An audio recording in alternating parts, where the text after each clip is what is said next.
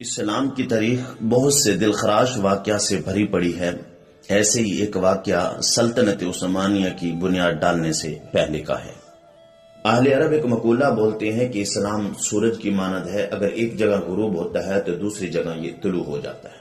सन 1258 ईस्वी में मुसलमानों पर क़यामत सुगरा बर्पा हुई जब मंगोलों ने बगदाद पर हमला किया और शहर बगदाद पर क़यामत ढा दी।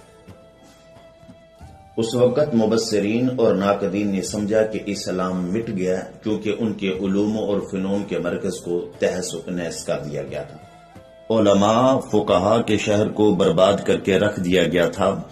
मुहद्दिसीन मुतकल्लिमीन के शहर को उजाड़ दिया गया। उसी तबाही और बर्बादी के साल अल्लाह तबारक व तआला ने उम्मत मरहूमा को हजरत उस्मान गाजी जैसा एक सूरज अता किया, जिसने जाकर सल्तनत उस्मानिया की बुनियाद डाली। सल्तनत उस्मानिया